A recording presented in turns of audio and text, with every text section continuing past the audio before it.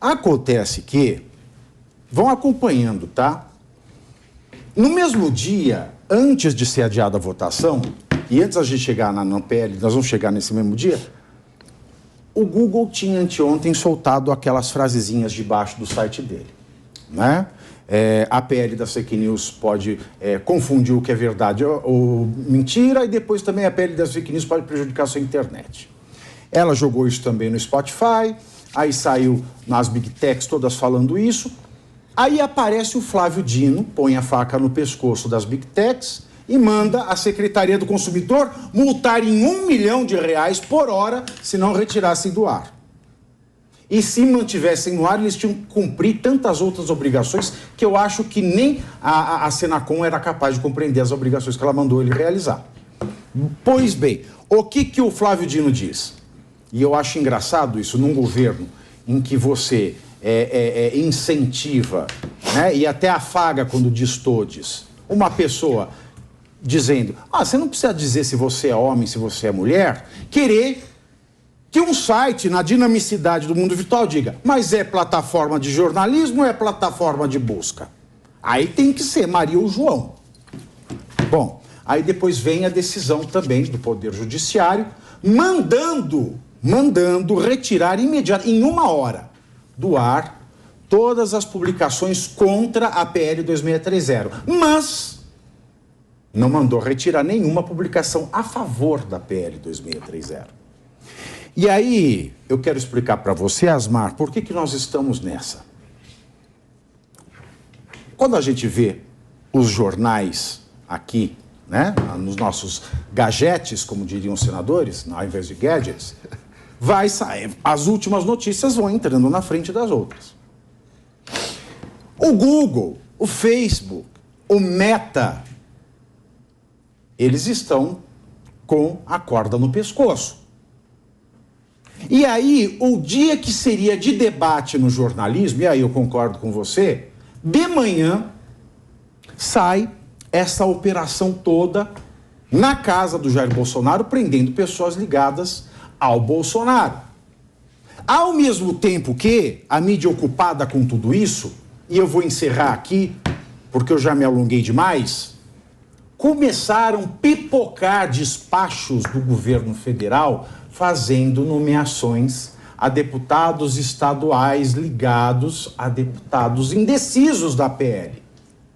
Ao mesmo tempo que o Lira cobra a liberação das emendas e cargos que já tinham sido prometidas e ainda não foram liberadas. E aí eu lhes pergunto, e começo com Deise, desculpe ter me alongado desse jeito. Da mesma maneira que o fundamento do Poder Judiciário para que Google e as outras empresas se abstivessem de falar mal da PL, a pretexto do abuso de poder político,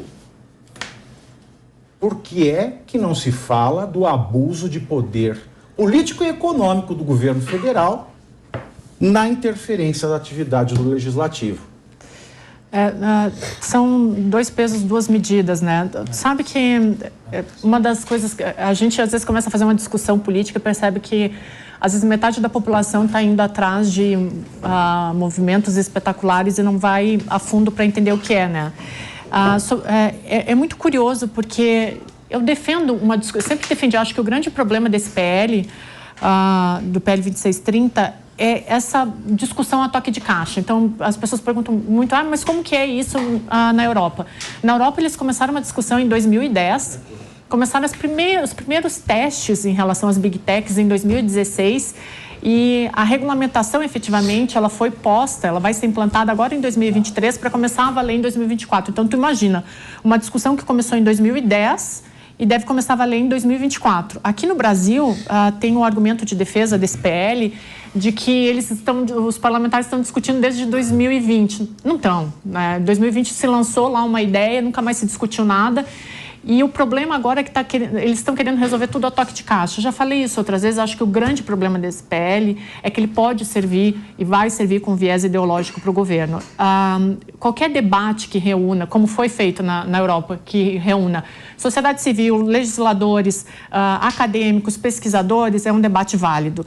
E contanto que tenha tempo. Mas aqui no Brasil estão querendo fazer tudo a toque de caixa justamente para que o governo possa fazer o que ele fez ontem, né? Mandar em Google, em Facebook. Tem um livro que eu acho muito legal, que eu acho que todo mundo deveria ler, que se chama GAFA, que é Google, Amazon, Facebook e Apple, né? Agora mudou, a Facebook é Meta, mas ele explica o problema dessas Big Techs e de como que deve haver um debate civil em torno delas, e não essa coisa que está acontecendo aqui, esse balaio de gato.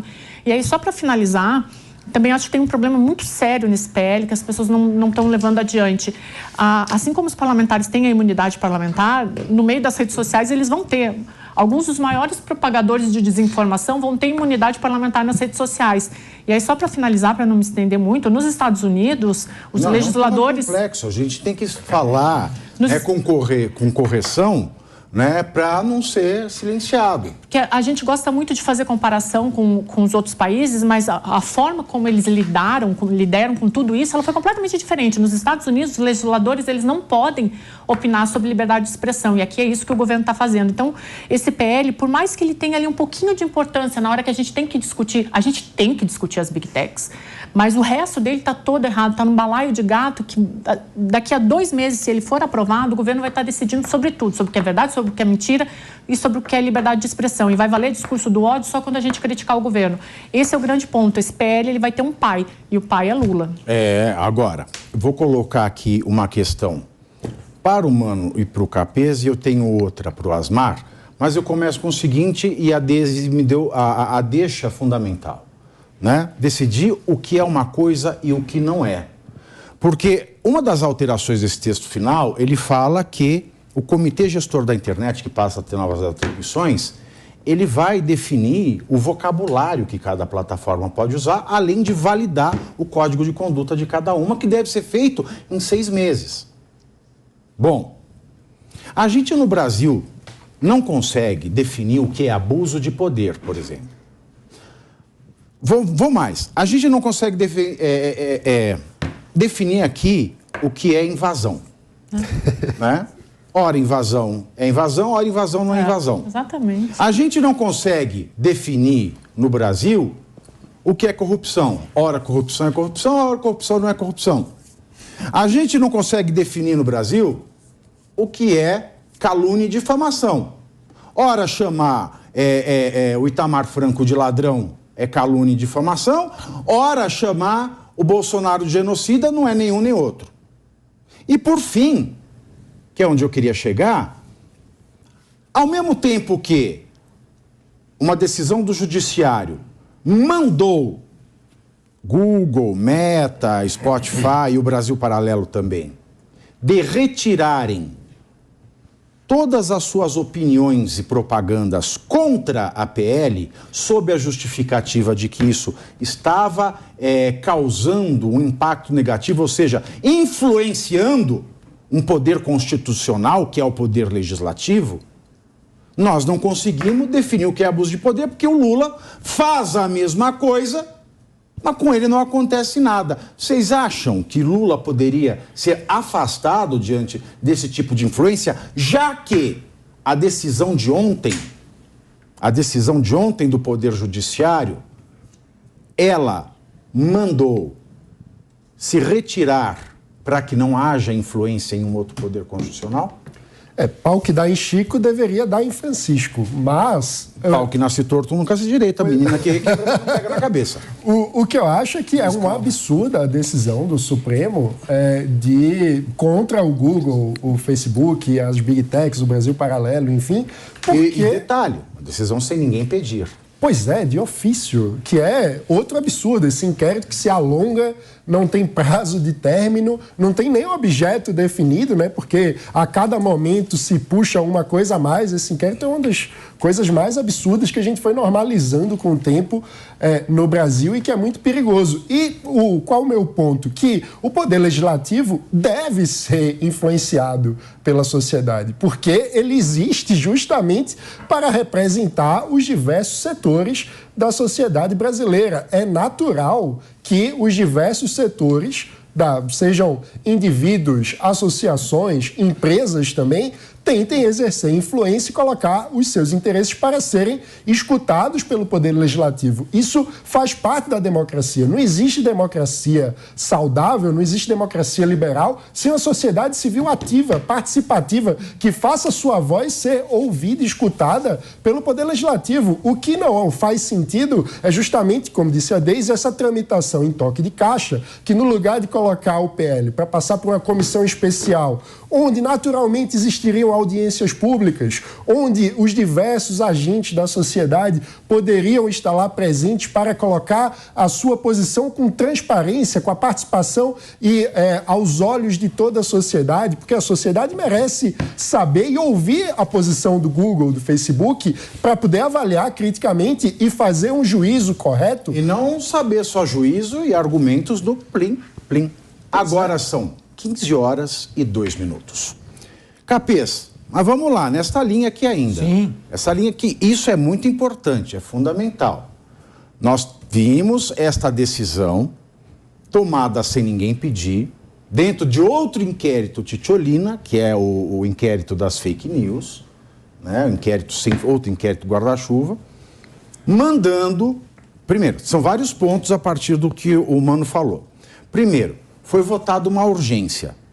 Aí não votou ontem, votaram urgência para quê? Deixa de ser urgente imediatamente. Como é que é? Se você está com vontade de ir para o banheiro, né? Você está lá, né? Para se borrar, e você não cumpre o requisito da urgência, aí fala, não, eu consegui segurar. É impossível. Eu nunca vi alguém conseguir segurar diarreia, né? Naturalmente. Então, se é urgente, é urgente. Se postergou é que não era urgente. Já levanta uma lebre. Segundo, tentaram censurar... Não, e conseguiram. Censuraram o debate de um projeto na Câmara. E agora parece que querem censurar também o debate na sociedade. Terceiro, e volta a esta questão, se o Google, que é uma pessoa jurídica, ou as outras pessoas jurídicas que falei aqui, e pessoa jurídica diz a Constituição que elas não são discriminadas, não devem ser discriminadas das outras pessoas físicas, entre as pessoas jurídicas e qualquer outra pessoa que existe, porque a pessoa jurídica é uma coletividade de pessoas físicas. Ou não, né? Tem também a questão da fundação. Eu já me esqueci dela. Mas vamos lá, não tem que ser discriminada, não pode. Se elas têm que se abster de influenciar o legislativo por palavras, por que que o Lula pode continuar a influenciar o legislativo com dinheiro? Muito bem, acho que se você colocou muito bem essa questão da diarreia legislativa do Congresso Nacional. Eu quero comentar um pouco sobre isso que você falou. Em primeiro lugar, do ponto de vista do objeto do projeto... É que aprovaram um Imosec ontem lá do nada e resolveram. Né? Ou será que se borraram e não querem admitir? Então, veja bem. Com relação ao mérito, objeto do projeto, a princípio, a ideia de que haja algum tipo de regulação nas redes sociais, na comunicação digital, ela me é simpática. Não pode ser um território absolutamente livre de qualquer regra existe em que se Marco possa... Civil, né? Em que, o Marco Civil ele é insuficiente, porque o Marco Civil ele exige aqui que no haja... Brasil é o marco que não virou soldado. Exato. Então ele foi o Marco Civil. Ele exige uma intervenção por ordem judicial. E é preciso, muitas vezes, alguns mecanismos mais rápidos. O que as redes sociais, as plataformas dizem é o seguinte: nós somos a biblioteca. Nós não temos nada a ver com os livros que constam em nossas prateleiras. Nem se tiver um livro incentivando a prática de homicídio, a prática de difamação, pornografia infantil, nós não temos nada a ver com isso. Não é bem assim. É necessário uma certa regulação. Com relação a isso, eu estou de acordo com essa ideia. Inclusive, quando eu fui presidente do PROCON, nós notificávamos essas plataformas: olha, você tem um produto aí que é danoso ao interesse do consumidor. Não diga que você não sabe, nós já te avisamos. E em seguida, se não fosse retirado, nós aplicávamos uma multa. Fugindo do Marco Civil da internet, aplicando o Código do Consumidor. O que me assusta é o procedimento.